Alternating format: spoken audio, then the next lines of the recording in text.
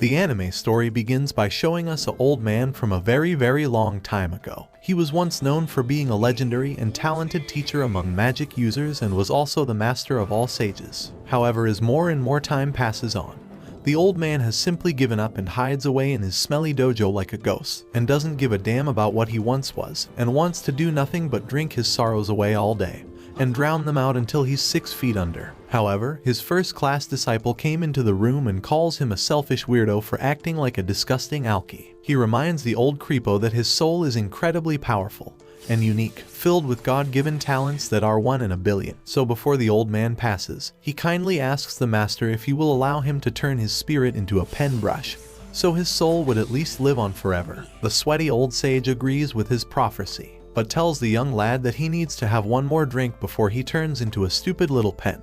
And here he downs the jug of wine and straight after writes down a spiritual passing poem on a special scroll, allowing his spirit to be withheld within the pen brush that wrote the words. And just then, he is transformed into a brush. After that, his disciple tries obtaining the power from the brush and use it for himself. But the brush doesn't like him and doesn't see him as a true successor, calling him a dumb nerd, and we see it flying away into a whole other universe. Sometime later, we meet Lu. He's feeling really bored during his class on ancient Chinese civilization at school when suddenly the teacher calls on him to answer a question. Lu's answer is totally off and everyone laughs. Then, the teacher's favorite student jumps in and gives the right answer. This kid is the ultimate teacher's pet, insisting that Lu apologizes to the teacher. Lu refuses angrily and accidentally knocks the teacher's cup off his desk, causing a commotion. Our boy has ultra instinct though, and he catches the cup.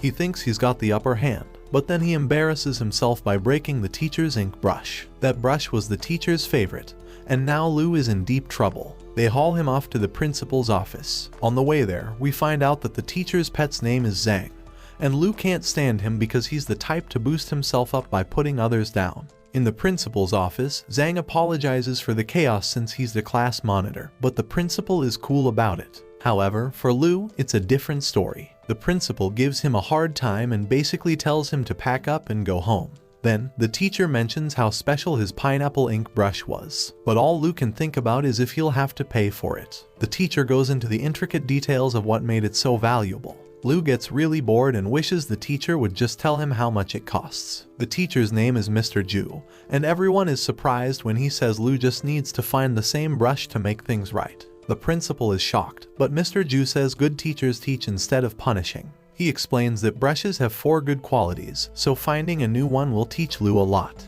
Mr. Ju will get his brush, and Lu will learn, so it's a good deal for both. Lu agrees because finding a pen is better than getting kicked out of school. But he starts regretting it when he can't find the brush after going to many markets. Lu wonders if Mr. Ju is making him suffer on purpose just to kick him out of school. He finds a guy selling brushes, but they're all bad. The seller tries to stop Lu from leaving, but Lu sees Zhang and goes to him. Lu listens to Zhang talking to his uncle, Zhao. Zhao says he doesn't have the brush, but he sent people to find it. Lu is furious at saying but is ready to do what he has to do. Just then, Zhao reveals that the brush has been found at a thrift shop in a different city. They decide to have lunch before they go get it, but this only buys our boy some time, and he takes off to get the brush. Lu arrives at the shop and instantly falls in love with the girl there. He tries to compliment the amazing things they sell there, but the girl's all business and explains that her grandfather owns the shop. Lu asks to see the pineapple brush and is ecstatic to see that they actually have it. She tells him not to touch it and explains that they have to wait till her grandfather puts a price on it before he can buy it.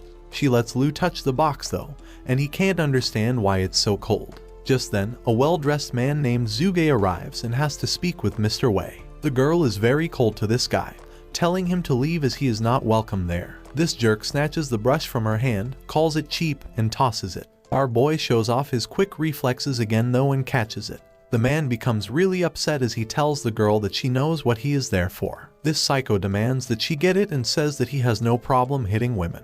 Lu stands up for the girl he just fell in love with, but this guy uses some kind of force to push them back. Zuge takes what he was after and tells the girl, named Rong, to say hello to her grandfather for him. Rong steps forward, telling Lu to stay back, and uses an ability to attack the man with snow. Zuge isn't afraid of a few snowflakes, but Rong covers him with even more snow. Zuge is then shocked as Rong summons a snowstorm ink brush and hits him with some snowballs in the face. Zuge is tired of playing games and summons his Cloud Rider ink brush. The two battle it out, and Lu wonders if he's going crazy. Zuge points out that she isn't the only one with the spirit brush and warns her that she won't survive his next attack. Rong simply tells him to leave the brush he stole, but he says it would have to be over his dead body. Rong attacks him, but this just causes the brush he stole to go flying out of his package and straight into Lu's chest. Everyone is shocked, and we see that something has completely changed in Lu. Zuge tries to attack him, but he can't match Lu's new speed. Zuge tries to use an ability, but Lu somehow easily stops it.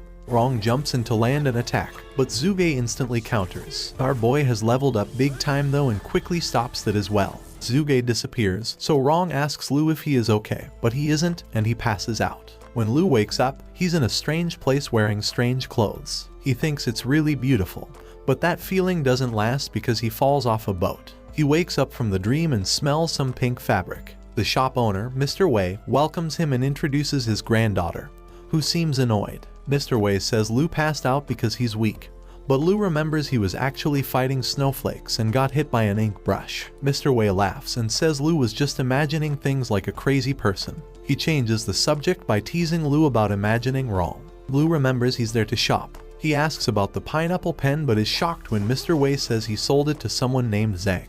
Lu starts to walk away feeling defeated, but Mr. Wei takes responsibility for the accident and offers Lu another ink brush to make things right. He says this brush is even more valuable than the one Lu wanted, making Lu wonder if he really imagined everything. Meanwhile, a lady in a red dress sneaks into a restricted area during a tour, claiming she was looking for a bathroom when caught. The man who finds her doesn't know who lives there and just gives her a map to leave. She takes a selfie before going. Back with Lu, he starts to believe he imagined things, especially since he'd be dead if a brush really went through him. He gets surprised by someone in the bathroom and leaves feeling down about not getting the pineapple brush. But he remembers his teacher wanted him to learn something, and now he has a better brush, so maybe he won't get punished after all. Lu heads to Mr. Ju's place, thinking of adding a sad twist to his ink brush story for sympathy. He bumps into Zhang, fearing he might mess things up. Zhang gives Mr. Ju the pineapple pin, impressing him. He taunts Lu about being a good student, but Lu surprises him by revealing he brought a brush. Though Mr. Ju initially doubts its quality,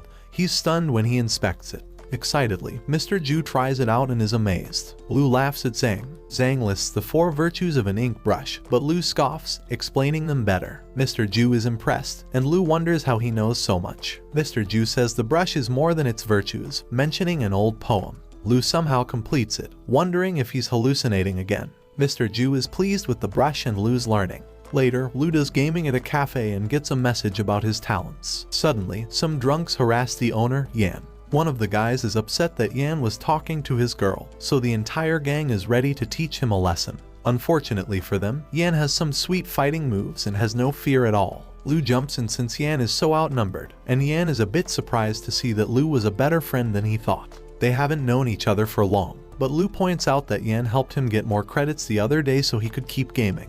The two are severely outnumbered, so Lu ends up in a bad spot, but a power surges from his body. Lu is somehow able to teleport into the air, and even scares himself as he has no clue what is happening to him. The drunk bunch of idiots try to just go after Yan, but Lu instantly descends from the ceiling to rain punches on all of them. The guys run out of there, and Yan can't believe that Lu had been hiding his superhuman fighting skills this entire time.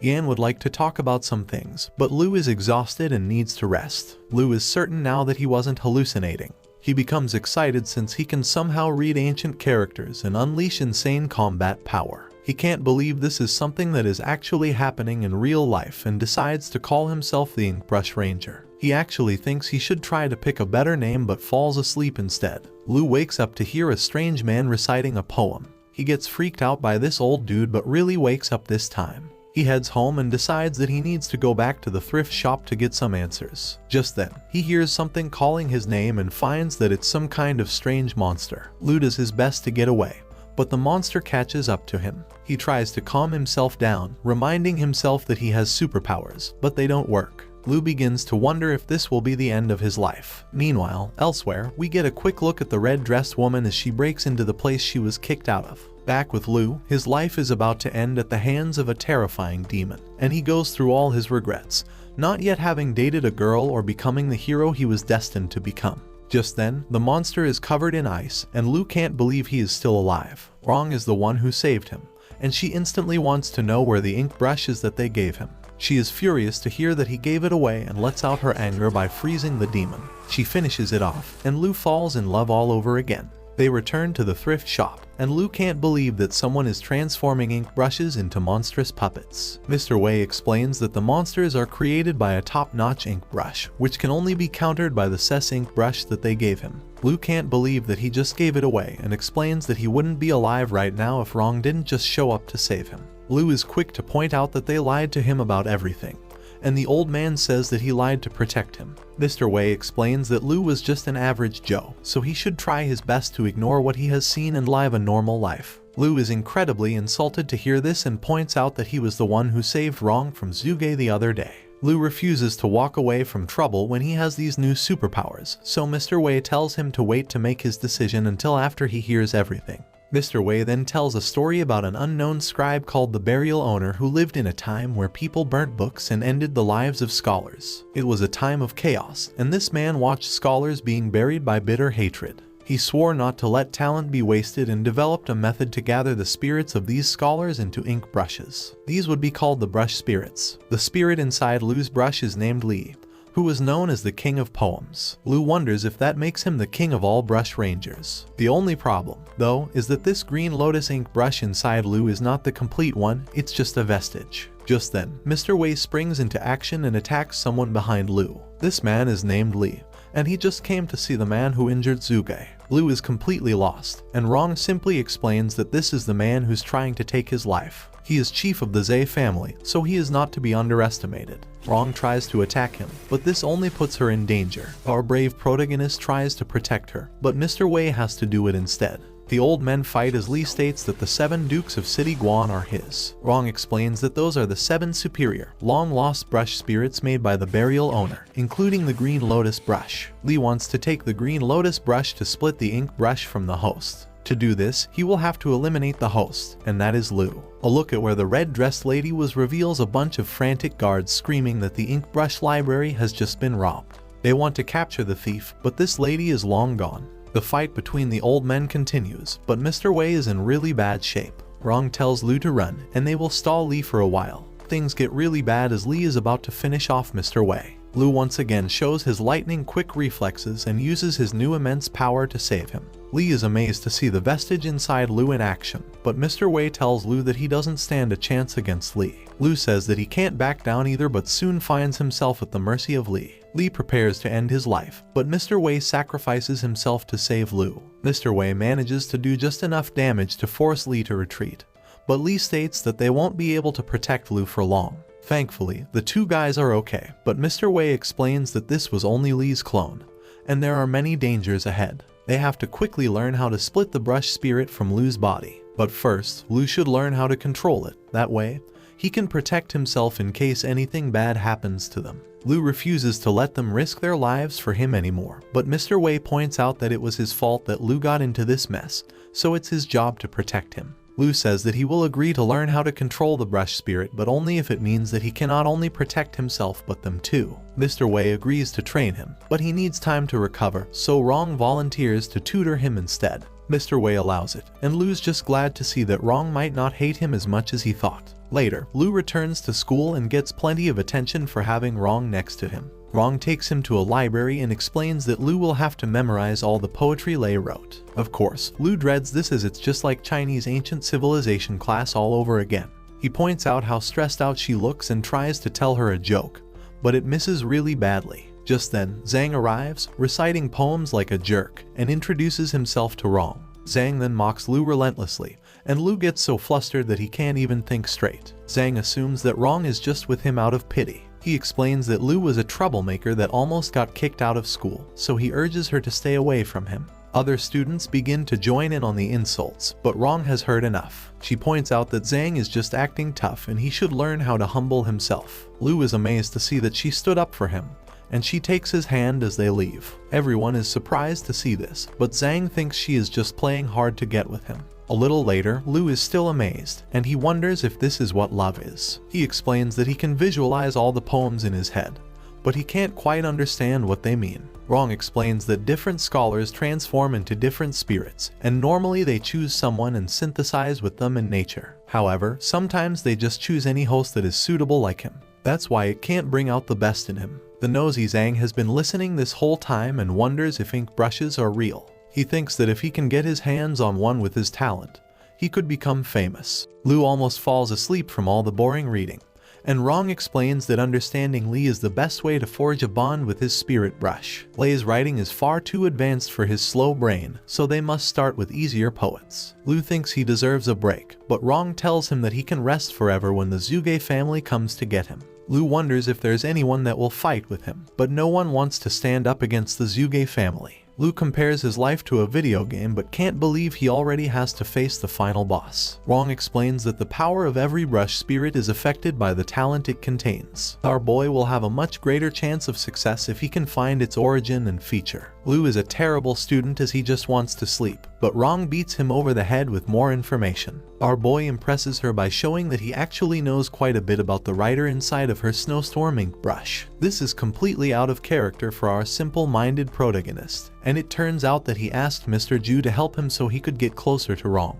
His devious plan works perfectly as Rong smiles for the first time in her life. Lu blissfully recites a poem in his mind, but Rong quickly snaps him out of it. Rong speaks very highly of the burial owner, so Lu gets jealous and questions if he ever did anything for society. He points out how selfish the man was, and now understands why the green lotus brush flew away. Just then, an energy flows from Lu's body, and a deer comes out. He celebrates because he made some kind of connection with his spirit brush, but unfortunately, this just means more studying. Elsewhere, Zhang calls his uncle Zhao and asks him if he can get in contact with a woman named Why she is an expert in something, and Zhang has an ink brush she might be interested in. Later that night, Lu gets a lot of attention in front of his dorm for having Rong by his side. He tells her to head home, but she demands that she stay with him. All the dudes around are shocked to hear this, so Lu decides that they need to go somewhere else. He takes her to the internet cafe, and he has to clear things up when his friend thinks Rong is his girl. Yan introduces himself to her and seats the two lovebirds together. Lu thinks she looks strange just surfing the internet since she seems pretty uptight.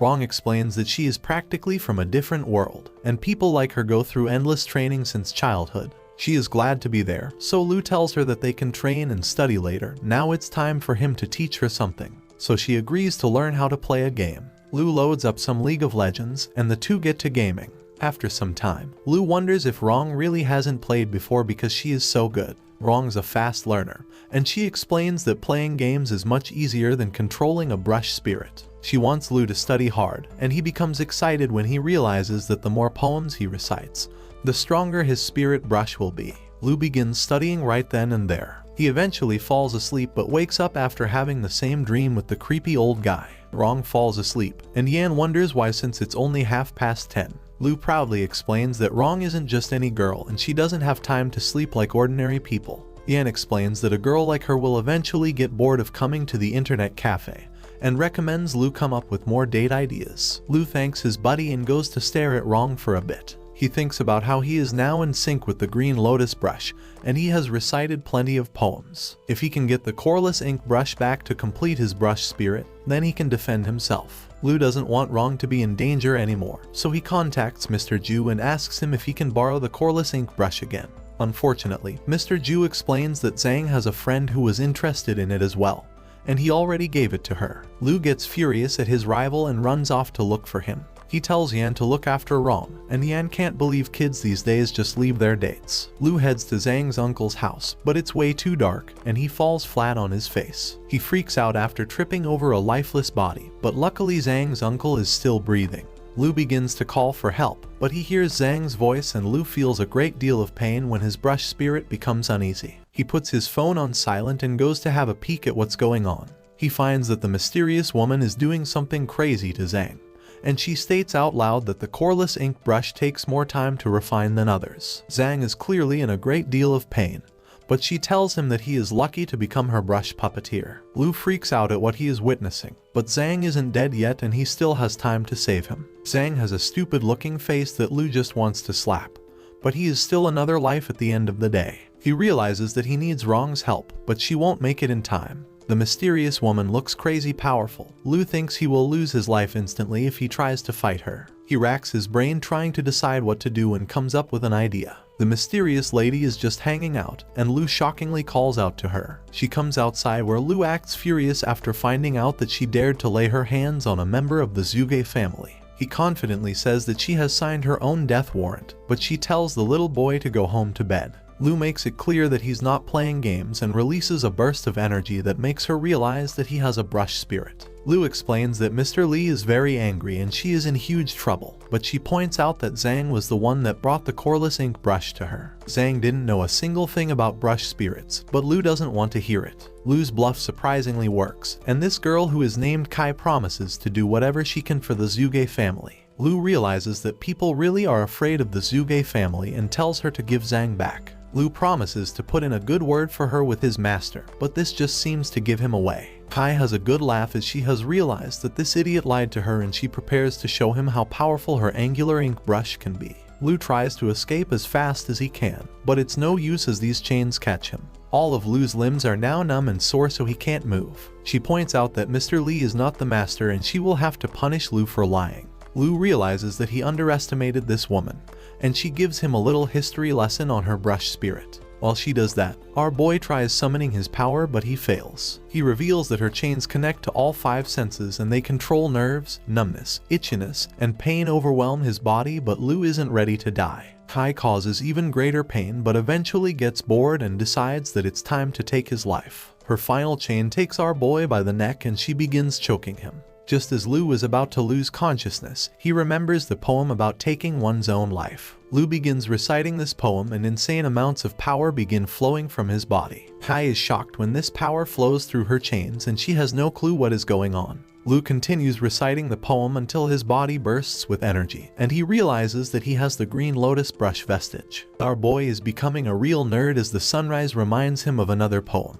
He recites it and instantly attacks with purple fog. Kai tries to counter, but there's no hope against our boy's fog. Lu destroys several of her little snakes, so she gives up on that, and our little nerd keeps reciting poems. All his nerdy studying really pays off though, as Lu was able to create a gigantic wave. He prepares another, but something goes wrong. Luckily Kai already ran away, but our boy is just glad that she left something, and Zhang seems to be okay. Yan tells Wrong that he has no clue where Lu is, and he just happens to arrive. Lu doesn't realize that he dropped the thing he took from me, but we see that Zhang is in really bad shape as he looks like a zombie. Lu explains what happened, so Wrong analyzes Zhang's destroyed body. She explains that he was devoured by the coreless ink brush all over except for his brain. All she can do is slow down the refinement, but she can't stop it. Just then, Zhang's father barges in and has his men take Zhang to the hospital. Zhang's father thanks Lu for saving his son but says that he never should have brought him to a quack, referring to Wrong.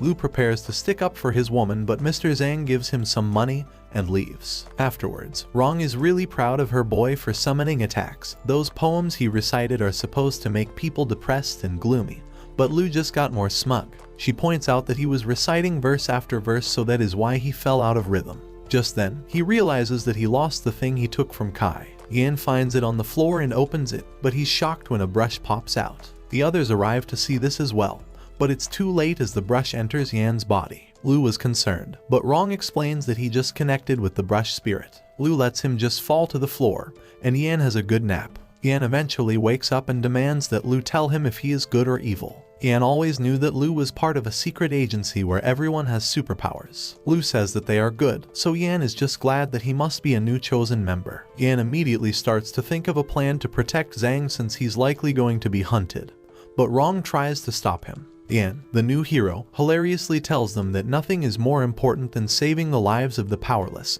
and they take off. They go to the hospital to see Zhang, and Yan wants to know the origins of his brush spirit. Unfortunately, they don't know, so he will have to figure it out himself. Lu tells him to just relax since he is at least still alive. He tries to relax, but people's blood all around him catches his attention.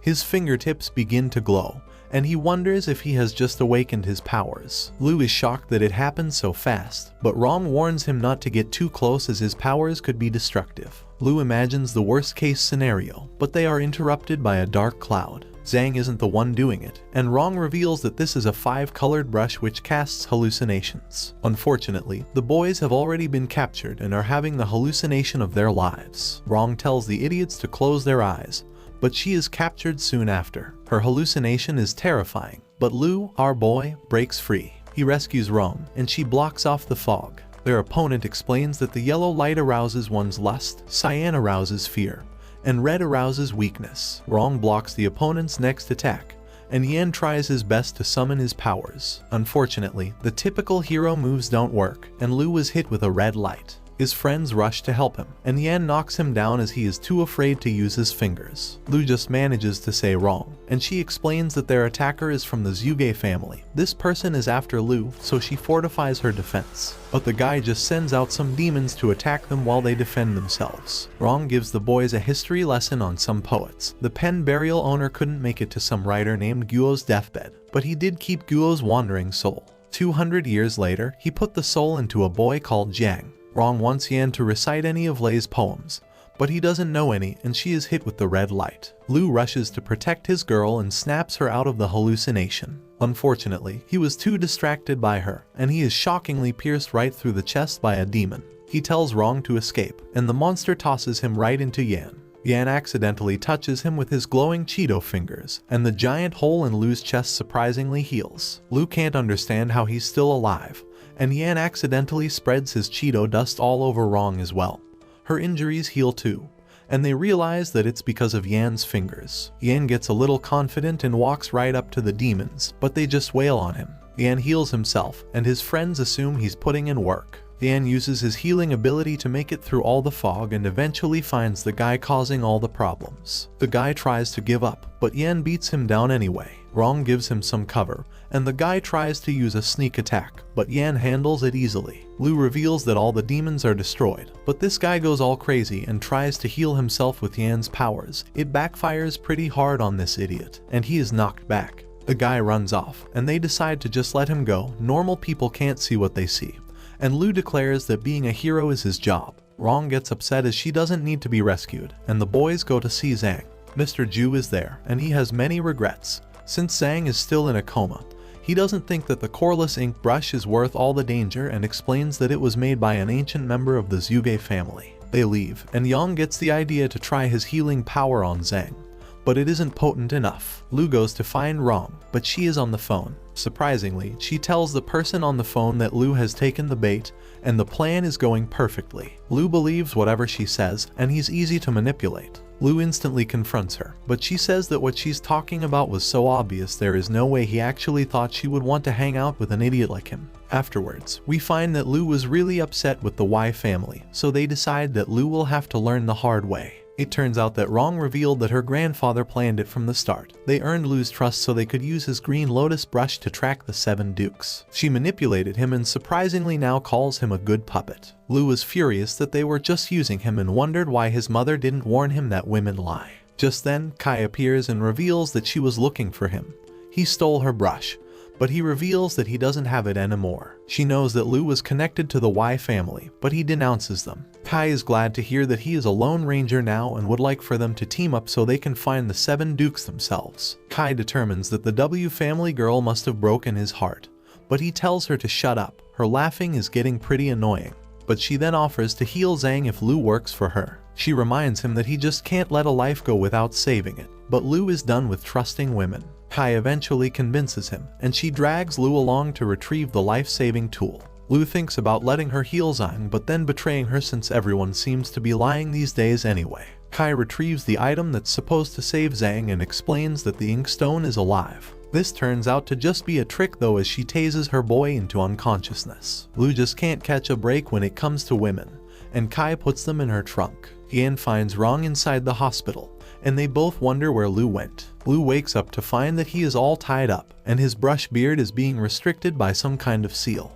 Lu tries to call Yan, but Kai retrieves him from the trunk. She tosses him on the ground and reveals that she has brought him to a temple where she can end his life if she so pleases. She wants his green lotus brush vestige, but her attack surprisingly doesn't work because it was blocked by some kind of bead. A mysterious person arrives and reveals that they know that Kai stole brushes from the Wei mansion. This bald dude tells his right-hand man named Ju to knock out Yi, but she puts up a good fight. The little karate dude overwhelms her, but Kai manages to free Lu with her magic. She promises that she won't hurt Lu if he helps her, but he doesn't know what to believe. Our boy ends up cheering for the karate kid, but just before he's about to win, he stops. Ju wants her to stand up so they can start the fight over, but his boss tells him to not have mercy on people like her. Ju continues his barrage of attacks, but he uses Lu as a shield and manages to get away. The bald-headed dude uses one of his beads to free Ju, and we find that his name is Master Bidet. They all introduce themselves, but Lu tells them that he doesn't have a brush spirit. This bald-headed dude surprisingly knows that Lu actually has the green lotus brush spirit though, and was able to figure it out because of the seal. Lu prepares for a fight, but they explain that they don't mean any harm. Lu doesn't believe them, but Master Bidet instantly shuts our boy down. Bidet explains that he disrupted Lu's rhythm, and if Lu tries to force himself, he will only get hurt. He is impressed with Lu's ability and explains that he only wants to learn more about the green lotus brush spirit. Bidet reveals that the Wei family had succession problems a long time ago. The family turned against one another, and there were several casualties. Rong's grandfather was the instigator, and he disappeared ever since then. They notice someone's presence, and Ju instantly runs off to handle it. It turns out to be Yan, so Lu calms everyone down. Yan heard everything thanks to Lu's phone call, and he knows that the bald-headed guy probably knows that the ink brush Kai stole is inside of him. Bidet does and reveals that his brush spirit is called the eyebrow drawing brush by Zhang Cheng. Zhang's wife broke the tail of her eyebrow, so the simp drew her eyebrows for her with a brush every single day. Rong gives Yan something to show hello, but they notice that someone is approaching. Bidet hides their presence, and the W recognizes that the intruder is King. Bidet explains that this temple emanates depression and sorrow as a result. Aura doesn't circulate well there, so this place is used to pull brush spirits out of people's bodies. It's considered a slaughterhouse, which is why Kai brought him there. King performs the brush spirit removing ritual on some poor unconscious guy, and Lu realizes that it could have been him. King prepares to stab the guy, but Lu and the other boys decide to step forward. Bidet is disappointed in the foolish young men, but King is glad to see Lu once again. King is glad that the green lotus brush vestige came to him, and Lu is shocked that the guy under the spell has one of the 7 dukes inside of him. Lu fails to use his power when King attacks, but luckily, Ju is able to protect him. Lu's brush is unlistening to him, so Bidet points out that he is too weak right now. King is insanely powerful though, so Bidet must back up his protege. Ju uses his sweet hand-to-hand combat skills to disarm King and falls back whenever King uses magic. This allows Dude to push King back with physical attacks, but King has had enough and prepares a powerful attack that stirs the clouds. This attack is able to shatter Bidet's defense, and Yan finds out that his cooldown on his healing ability isn't done yet. King reveals that anything they do is futile at this point since they will all soon be dead. Bidet finds the strength to put up another barrier, and tells Dude to get the others out of there. King shows off another powerful attack though, and it quickly destroys this barrier as well. King refuses to let them even think of getting away, and Ju heroically protects the others by sacrificing himself. King then takes hold of Lu, so his closest friend desperately attacks King. King is pretty unstoppable at this point though, and easily takes out both Yan and Lu. He wants to get revenge for what Lu did to him, but the guy under the spell asks Lu for help. King won't be having any of that though, so he turns his attention to the guy and shockingly ends his life. Yan thinks about how he has never been beaten up so badly in his life and finds that the cooldown for his ability is over for one of his fingers. King extracts the ink brush from the dead guy, and Bidet recognizes it as the pupil marking ink brush. King prepares to end Lu next, but Yan saves him. Yan shows Lu his finger, but Lu is concerned since his ability backfired on that one bad guy before. King then continues to overpower our heroes, but Yan has come to a decision.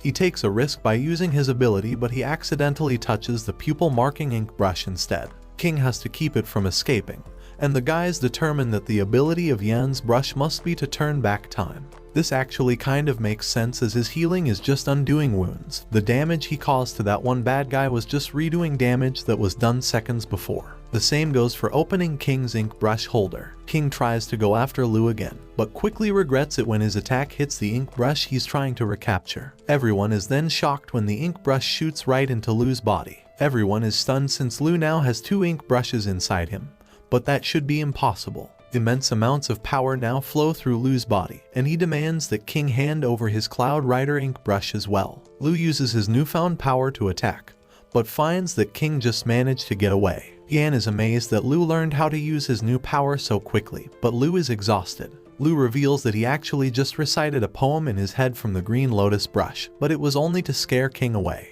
In reality, he doesn't know how to use the new ink brush at all. Bide checks Lu's body and shockingly reveals that Lu somehow managed to fuse 2 brush spirits. No one has ever done this before, so Yan considers Lu the chosen one. According to legend, someone once tried to forcibly do it, but they died suddenly. Lu panics as he thinks he might drop dead at any moment, but Yan remembers that Rong had a message for Lu. Luckily, it explains the safe way to split a brush beard from one's body. It might as well be gibberish though because the boys can't decipher the riddle, so Bide gives it a try. Yan thinks Lu should try to talk to Rong, but Lu explains that her grandfather is too dangerous and he would rather keep his distance. Lu explains that he isn't sure if Rong is actually trying to help him or if she is just trying to lure him back. Bide reveals that the message mentions something about 2 places called the pen burials, but he has never heard of a way to safely split brush spirits. Bide, Yan and Ju go to the 2 locations while he and Lu go to his village to do some research. In his village, Bide introduces Lu to his uncle Ding.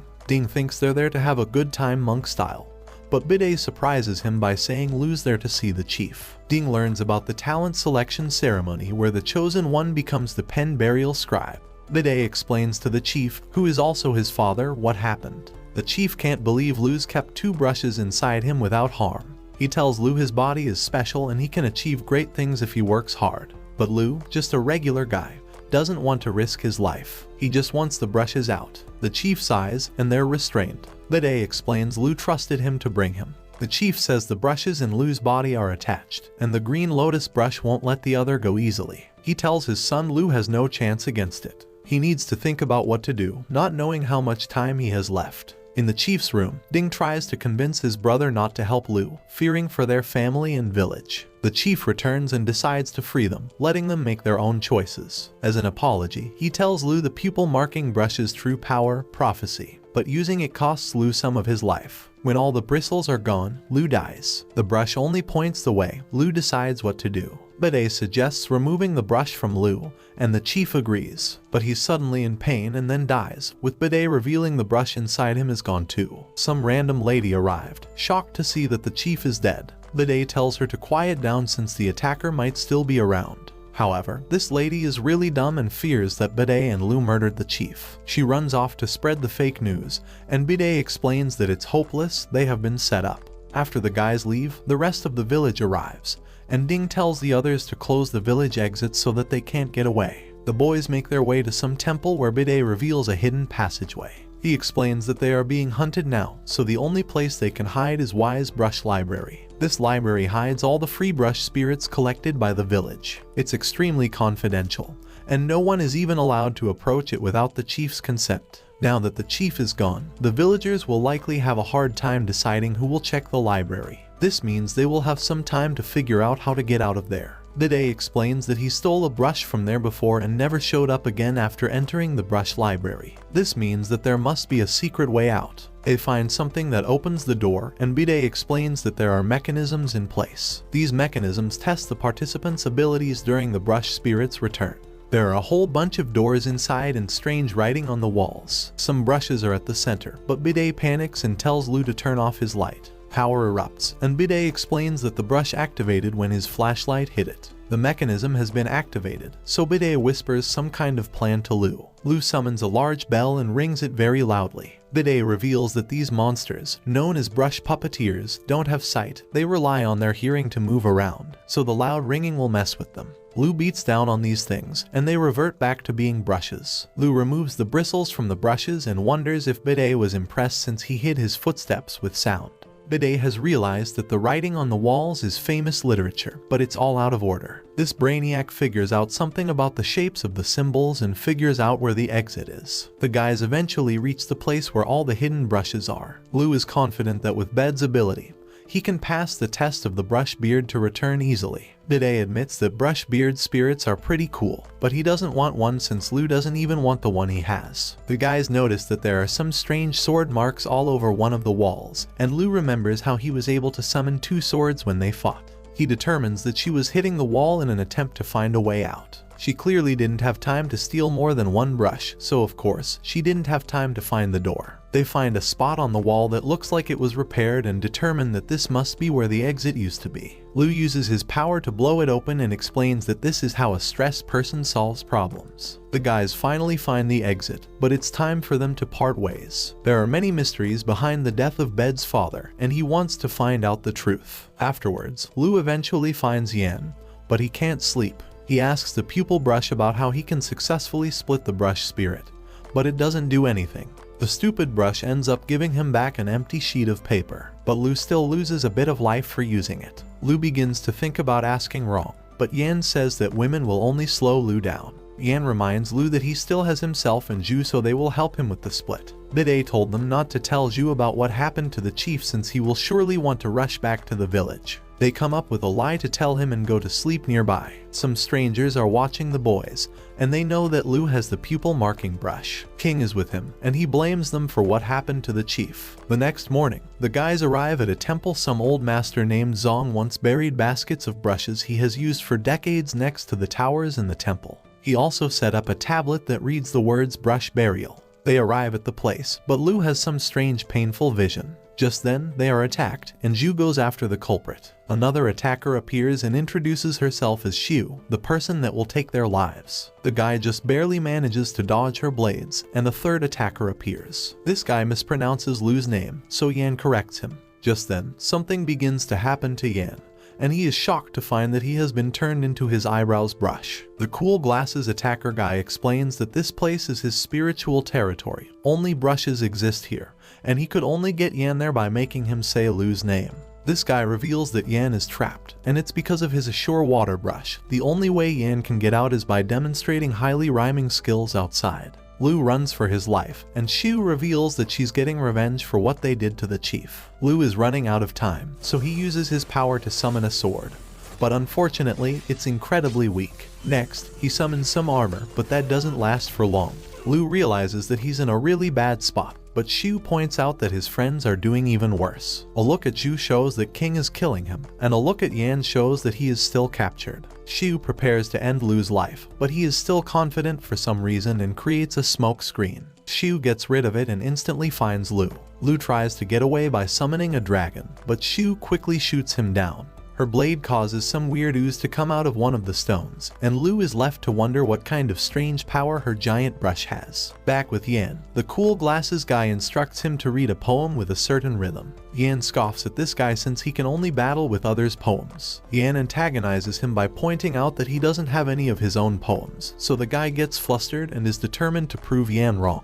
This guy doesn't realize it, but he just fell right into Yan's plan. Yan then demonstrates his exceptional rhythm and rhyming abilities by rapping. Yan has started a rap battle, but Glasses Guy just gets flustered. Yan keeps rapping and starts dissing Mr. Glasses relentlessly. The barrier around them begins to crack, and the Glasses Guy can't understand how Yan was able to rule his spiritual territory. Yan tells this guy that he will never be able to understand the power of a rap guide, and Glasses takes heavy damage. Yan takes a look at how his friends are doing, but finds that their attacks are all being destroyed.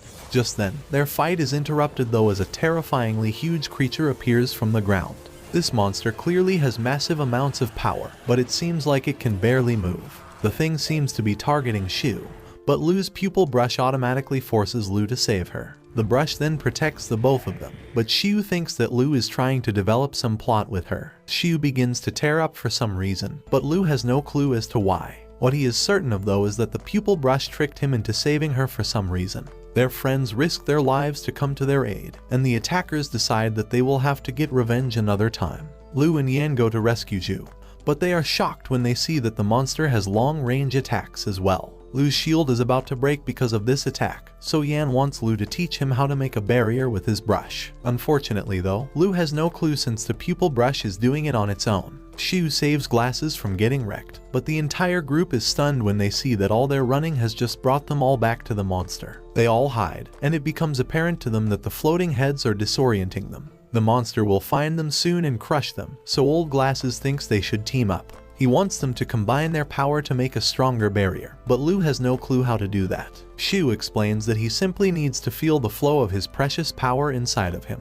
Once it reaches his heart, then he needs to direct the flow to the target with his mind. They manage to do it just in time as the monster begins to do something.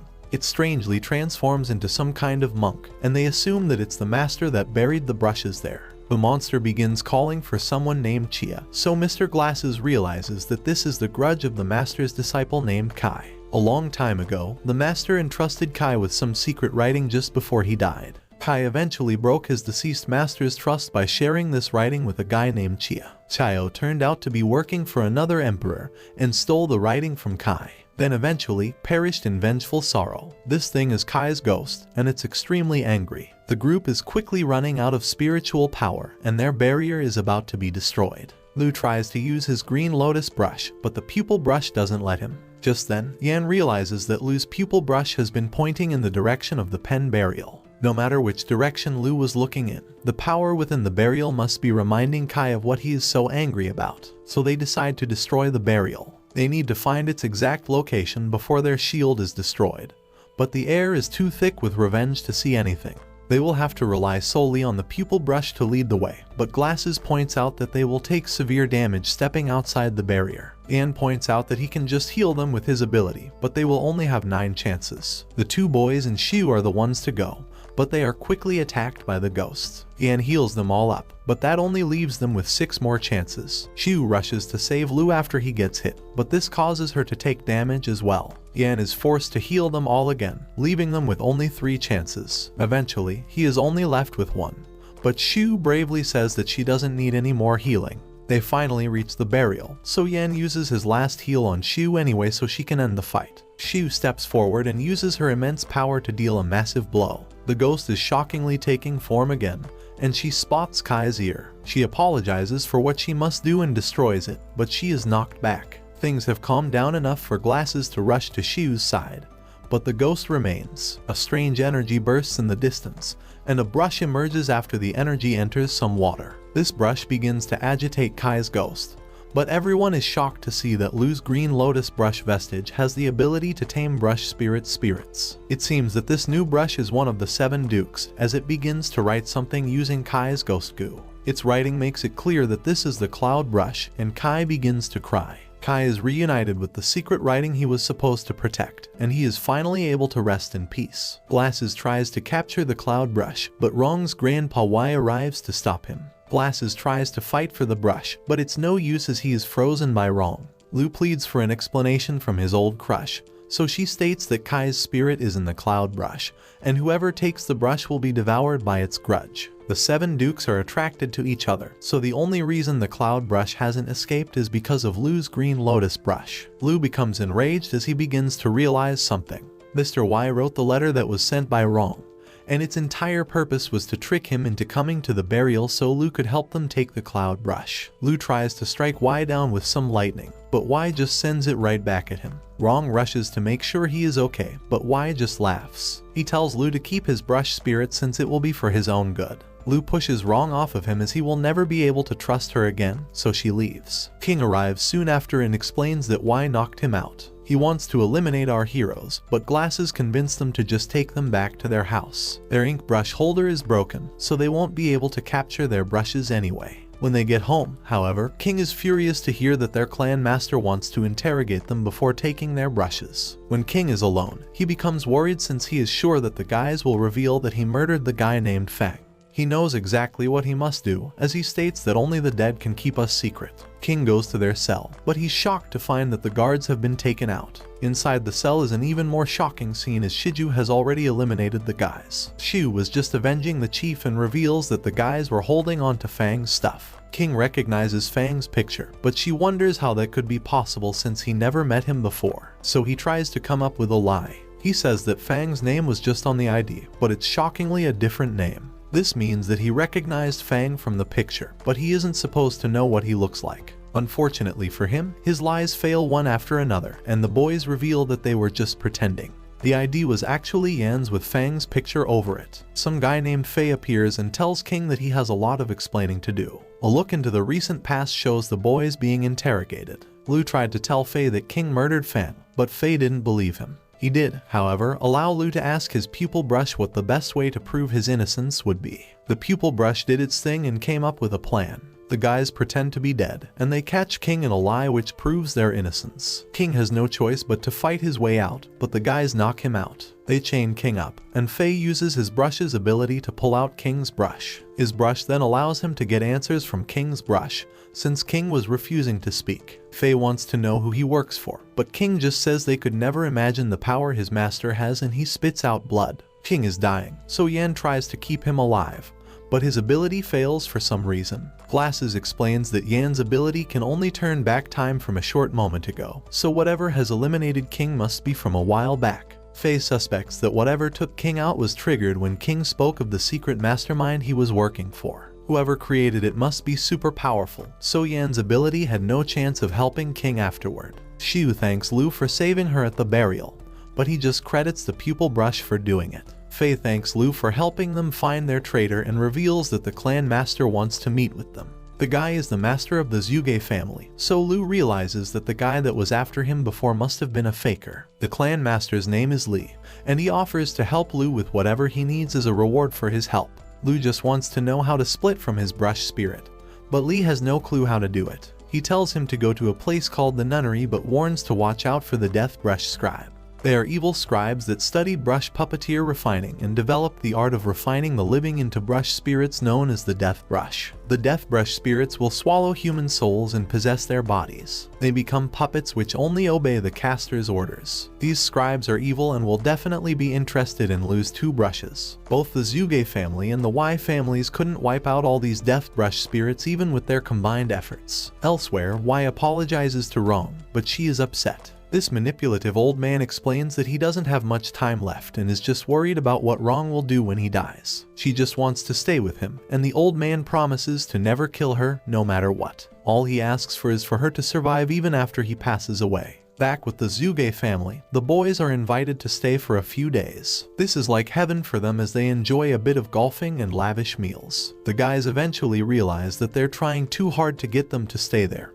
and begin to wonder if they are under some kind of house arrest. Just then, Bidet sends Lu a message explaining that he has some information about the nunnery, and he has good news about splitting brush spirits. More importantly though, he states that the Zuge are bad people, and the guys need to run away as soon as possible. Lu tries to think of a way to escape, but luckily Xiu arrives to help. Her conditions are simple. She will help them escape if they help her get revenge on the rest of the traitors that helped eliminate the chief. That night, they make their escape, but are found by some strange guy. He tries to stop them, but the guys are surprised when the guy just lets them pass. It turns out that this guy's name is Chia and is somehow able to transport them back inside the gate every time they leave. Chia is the new chief, but Yan determines that they just have to defeat him. Chao pretends to be scared, but just embarrasses Yan when he teleports him. Lu noticed that Chio stomped the ground before activating his ability, and he came up with a guess. Chia must be transferring people in the reverse direction around his foot. He must only be able to transfer one person at a time, however, which is why he was waiting for them to run past the gate. Chio tells them that they are correct but reveals that they have no chance of escaping. The group thinks of a plan and takes off in all different directions. Chio confidently reveals that he can switch in different directions as well, but he realizes that he lost track of Yan. Yan knocks the loser out and points out that Chao didn't notice him because he was just standing still. On the way to the nunnery, Lu gets a call from a hospital about Pei being severely injured. The stupid Uber driver will only take them to the nunnery, so Wu decides that he will go check on Bede on his own afterwards. Yan and Xiu approach the nunnery, but they smell blood and find that a massacre has taken place there. Back at the hospital, Lu sits till Bede regains consciousness. The monk recounts how he started looking into the Y mansion after they parted. He found that his uncle Ding had bribed the elders of the clan with some stores at the estate to strengthen his power. He then began using this under the leadership of the late chief. Even though the chief was old, he was still powerful. No brush host in the Y clan could have overpowered his brush spirit and eliminated it in a flash like that. Bede later secretly tailed a member of the clan who left the mansion for business and found him meeting with a member of the Zuga clan in private. He overheard them discussing how to acquire brush spirits of the Zuga collection for someone they refer to as the Master. This confirms that there is a sinister third party that has united traitors from the Zuga and Y families. Fighter reveals that they caught wind of his investigation when he was waiting for them in Yongo. The monk noticed that the traitor of the Zuga clan was targeting the land nunnery, so he followed and was ambushed. Lu jolts up because Yan and Xiu are at the nunnery. The duo checks the unconscious agents to find that they have all been eliminated. Shu is a little confused because these members were sent to finish the traitors. However, the operation was scheduled for the following day. Ian speculates that Faye didn't want her to get involved, so he gave her misinformation. The old man didn't anticipate her being so stubborn to arrive so early. As they rush to the Luchan nunnery to find out the status of the situation, Bide confesses that their foes have terrifying powers, so he's lucky to have survived the ambush. Lu frantically tries to call Yan to warn them about the danger they face, but the guy doesn't pick up, so he decides to rush there to warn them. All the while, the duo arrives at the temple to find Faye and Aihui confronting the assailants. Yui rushes into attack, but he's taken out by Chun. Yan stops Shu when she tries to jump in to help. He wants to get a better understanding of the situation, so Shu identifies the other guy as Imin, and all the traitors of the Zuga clan have contact with him.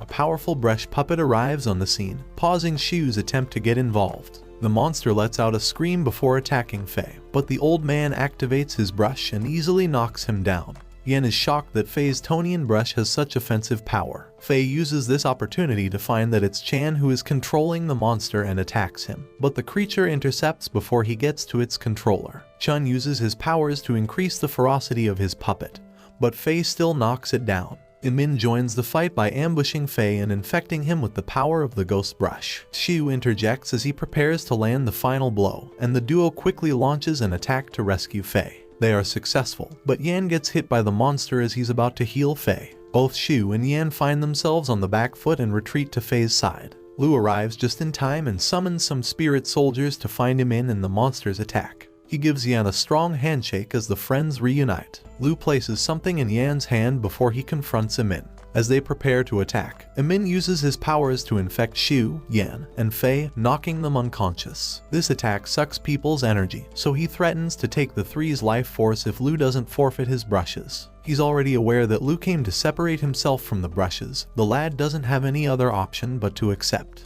Ian informs him that Hu was a former resident of the Luchan nunnery who practiced calligraphy. He wasted so many brushes it became known as the brush burial, but it was destroyed in a war. Lu is to go to the Hu fantasy dimension. The calligrapher sealed the brush burial by summoning 4 dragons. They turned to stone and have been guarding the place since. He must open it by using the pupil marking brush to mark it. This will give him access to the Hu fantasy. Lu opens the gate and steps in. He is amazed at how beautiful the place is. Meanwhile, back outside, Imin reveals that they intend to use Lu as bait for the dragon guardians. After he's sacrificed, they will enter and retrieve Hu's brush. They don't notice Hanen's hand glowing as they discuss their plot. Unfortunately for them, Lu is startled by the dragon, but they don't finish him off because he has the green lotus remnant. Hu appears before him, revealing that he was friends with Chingan, which is why the dragon stopped their attack. The calligrapher invites him inside for a chat and gives him a drink that heals his wound. As they discuss, Lu requests Hu's brush so that he can defeat the enemies that await outside. The calligrapher informs him that he didn't want to be turned into a brush, so he created the Hu fantasy instead. During that interim, Yen regains consciousness because Lu gave him a charm from the monk, which dispelled the infection. He heals Shu and Faye, allowing them to begin their counterattack. As they fight, Imin uses himself as a human shield to prevent Faye from taking massive damage. Back in the fantasy dimension, Hu shows Lu the fight happening outside and informs him that he can either use this opportunity to remove the brushes that dwell inside of him or attain the power needed to defeat the opponents outside. He chooses the latter and emerges to Imin's surprise with his newfound power. He swiftly defeats them and demands Imin to tell him who his master is. He calls the name Hanjong before he's eliminated by his master, and Chan quickly excuses himself. Lu recalls his teacher Mr. Ju mentioning the same name in the past. The sun shines on his face as he ponders what to do next.